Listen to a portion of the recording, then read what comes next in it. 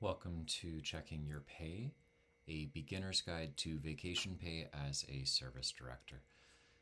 My name is Jesse Matthews. I am one of 8 vice presidents at Local 4094 in Vancouver.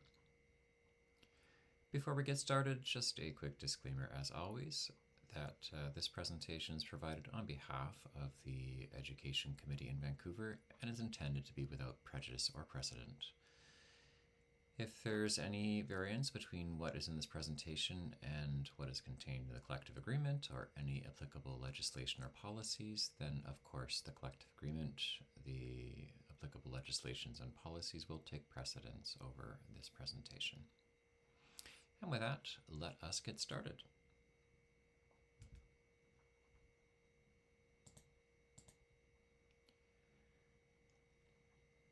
As service directors, we are paid by aircraft type. I have covered this more in the previous video that I've made introducing service director pay. So this is really going to be more of a quick reminder that there is a total of 3 levels that service directors are paid at. And it's the narrow body aircraft specifically, other than the A321, that progress up that scale every year. So 1 year at level 1, assuming that's where you start. Some people start at level 2 if they have had 5 or more years of revised service. And then another year later, it's level 3. For the Airbus 321, Boeing 767, Airbus 330, and the Boeing 777 and Boeing 787, there's only 1 level for those aircraft types, and that means that you can expect the same rate regardless of how far along you are on the pay scale.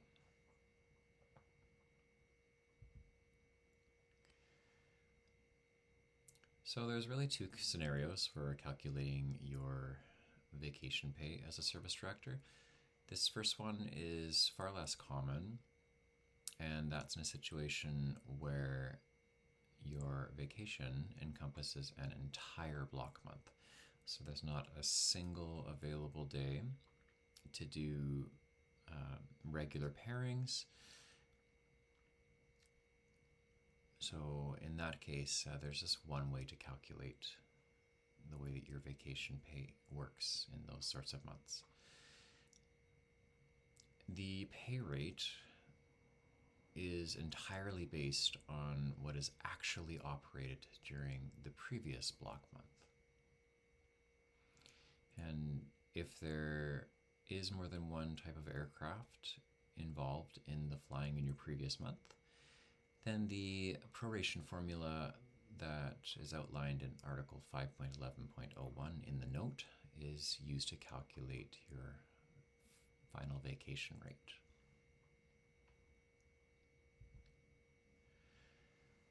And now on to the other type of vacation. This one is by far the most common, and that's for a partial month of vacation. There are 2 possible ways you can get paid for vacation in a partial month.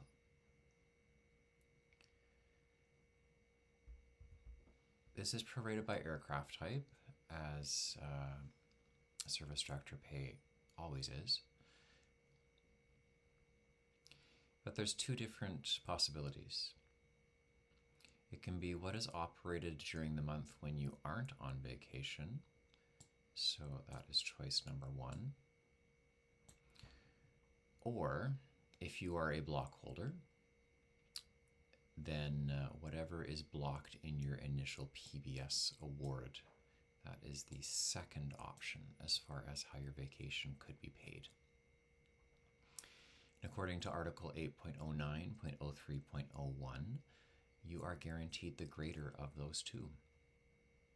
Whether it is what was originally blocked when you first got your PBS award, or if it's whatever you actually end up doing during your month, you are guaranteed the greater vacation pay rate of these 2.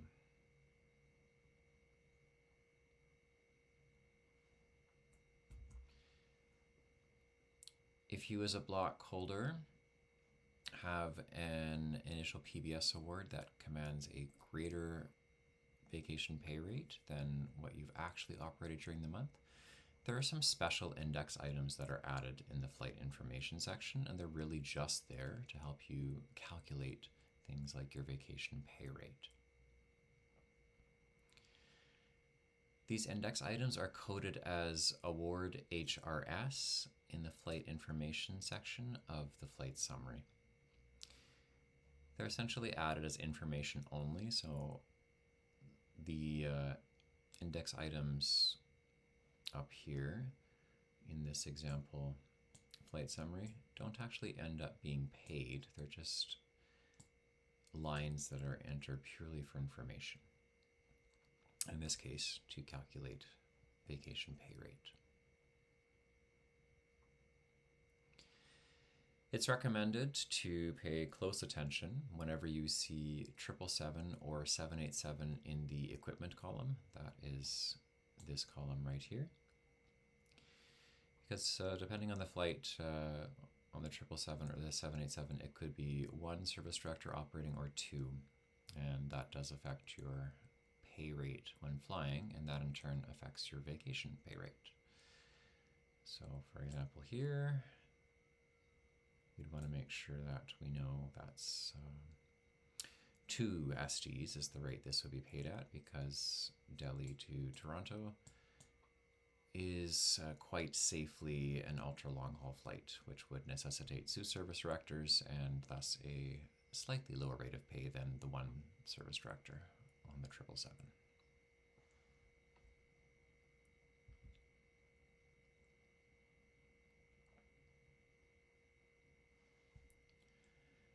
The second option is if you are on reserve, or if as a block holder what you have actually operated during the month ends up commanding a greater prorated vacation rate than the initial PBS award, there's no need for any extra items to be added to the flight summary. You basically only have to refer to what is actually in your flight information section to help make the vacation pay calculation.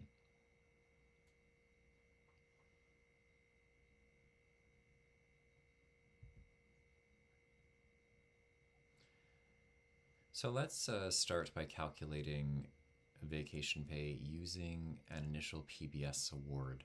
There's just a few extra steps that go into this. You'll want to compare the number of minutes by aircraft type in the flight summary relative to what's indicated in the PBS award. In the PBS award, time is listed in hours minutes format, and in our flight summaries, everything is listed in just minutes format, so some conversion is necessary. The example provided is 12:55. This is actually 12 hours and 55 minutes.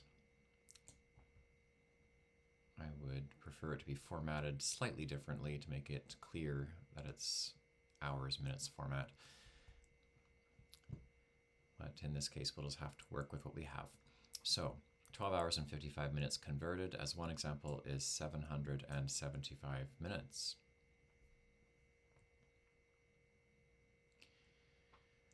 Once everything in the PBS award has been converted,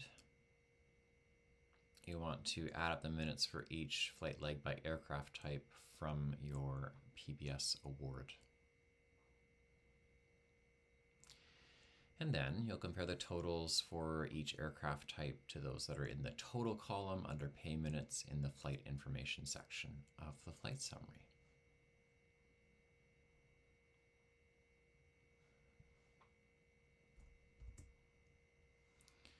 So let's start. We have 787, 787, and 2 more times 787. This particular service director had a sizable portion of vacation, to the point that she only needed to bid for 2 ultra-long haul pairings to finish her hours outside of vacation for the month. She bid for the same pairing twice, Toronto to Dubai for a layover there. This is a 2 service director flight. And that means when looking at her award, she has a 100% ratio of 787 rate, but the 2 service director rate. So that accordingly is approximately $1.37 per minute. When we look in the flight information table, we can see that there is just one aircraft types and accordingly one line, 787, which is great because that's literally all that this Service Director's Award had. And we see that 3,240 minutes in total are listed, but there are 0 paid out, which is correct because we're just using what's in the initial block award to help calculate the pay rate.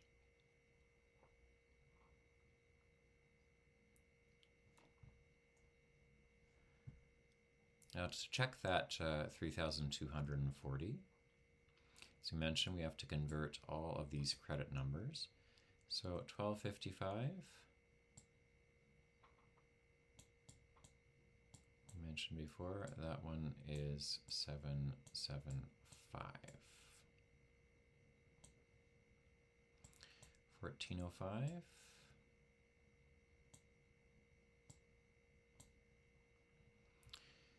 that one in minutes is 845 minutes.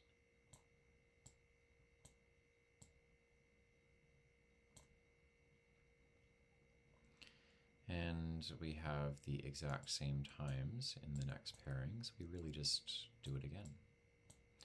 775 and 845.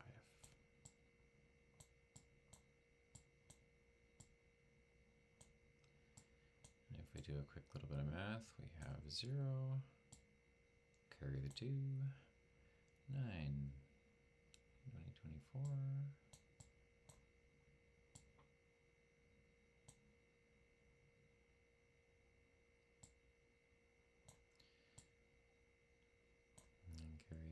And we have 3240. So the number of pay minutes for the purpose of calculating vacation pay has been verified. There are 3,240 minutes in the 2 pairings that this service director was awarded, and indeed they are all at the 787 2 service director rate.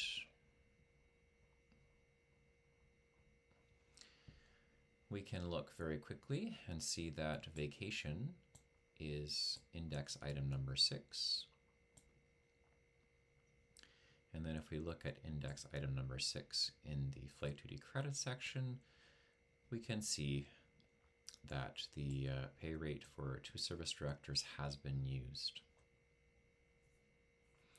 And this is important because this particular service director ended up doing a little bit of extra despite what she bid for in the month. She got a pairing on voluntary extension that was on May the 12th and was not part of her original block award. And this was on an Airbus 321. She also picked up a pairing from Trip Trade, 1 to none. That involved going to St. John's and back on the 31st, returning on the 1st of June. And this was operated on the Airbus 220. So 2 instances of flying that wasn't in her original block, and it did not detrimentally affect her vacation pay at all. Because of course, the prorated amount of pay per minute when factoring in the 321 and 220 along with the 787 produce a lower rate per minute than the initial block award of all 787. So in this particular case, this service director was paid correctly for their vacation.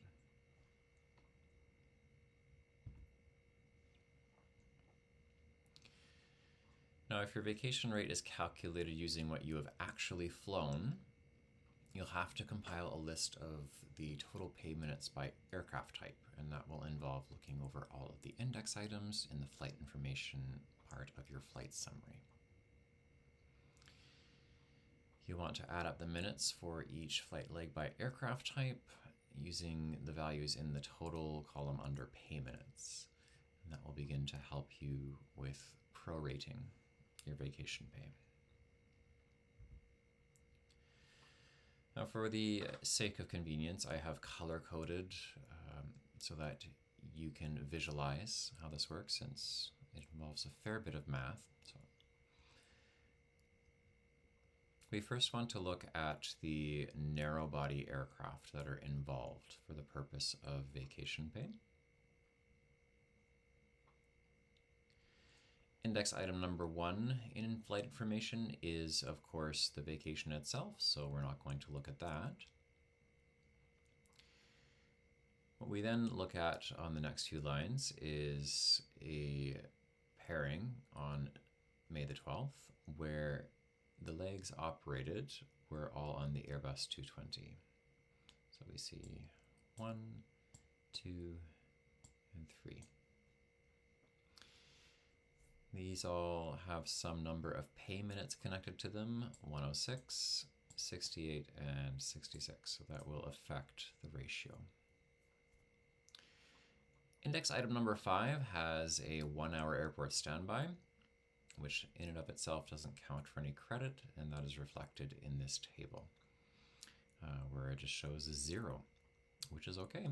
It does not affect our vacation pay rate, since it doesn't have any pay associated with it. Then finally, if we work our way down, we find Airbus 220, 220, and 737. This is for 81, 280, and 247 minutes respectively. And we have all those lined up here for a total of 848 minutes.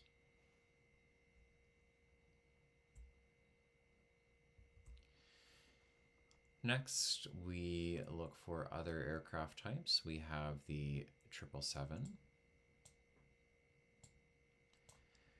This was a pairing operated to Athens and back from Toronto. The 570 and the 656 are the two values to pick up.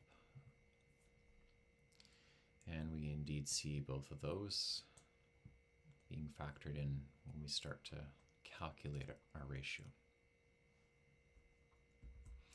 And finally, the only other two lines that had not yet been involve the Airbus 321. That's 329, 304 minutes. Again, we see all that in the table and reflected in this little bit of math here.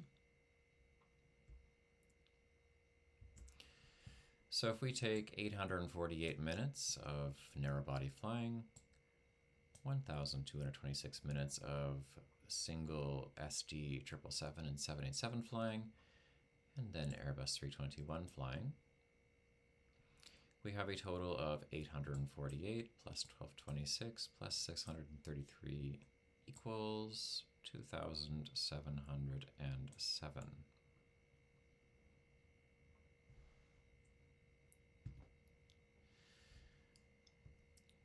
The vacation pay minutes need to be added to this subtotal of flight minutes, and in an ideal world, this should equal the final number shown in the total column under pay minutes.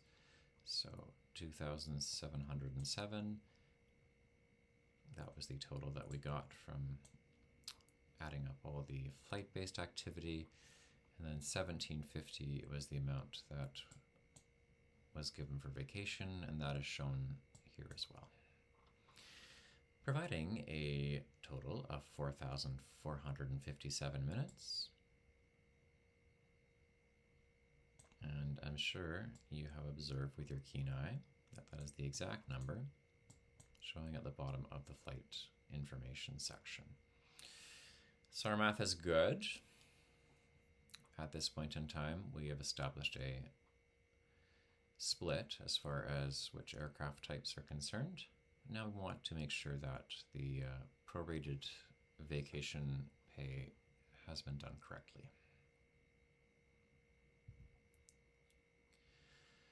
So we established before that the total number of minutes for actual flying activity was 2,707. So that is placed into every line in determining the ratio. It's necessary to determine what percentage of activity during the block month was completed by a particular aircraft type. To make it easier to read, I do round up to 2 decimal places.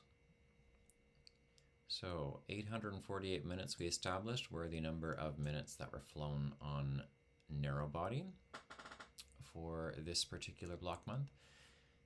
So if we do the division here, then 31.33% of the flying activity was done on narrow body. 1226 minutes for single service director 777-787. When dividing these two numbers, it's approximately 45.29%. And finally, the 633 minutes and the 2707 minutes, when dividing those, you get 23.38% of activity. And all of those percentages add up to 100, so we are on the right track.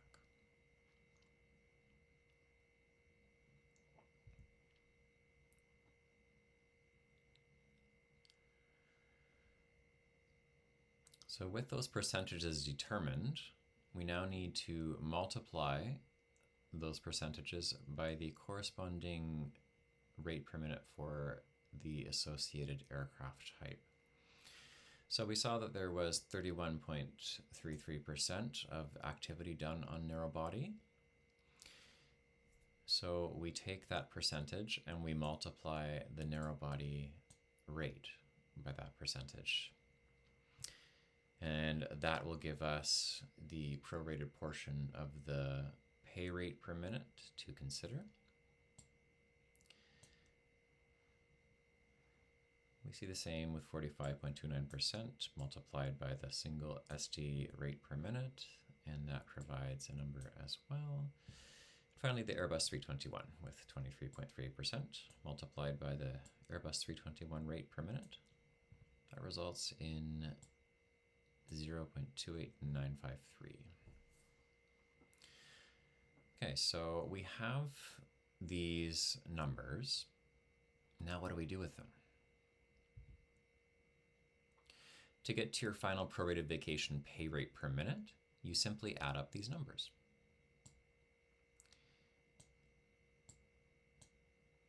And when doing so, you arrive at a grand total of $1 and approximately 26 cents per minute for your vacation payout.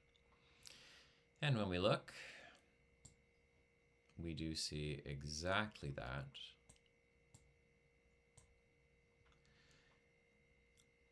So we know that vacation has been paid correctly in this particular scenario. Frequently asked question, we alluded to this earlier. Does VE flying or trip trade system activity affect my vacation pay rate? Again, if your vacation encompasses a partial block month, your vacation pay rate can be calculated based on the aircraft you actually operated during the current month, or by aircraft type that was blocked in your initial PBS award. This is an option for block holders only.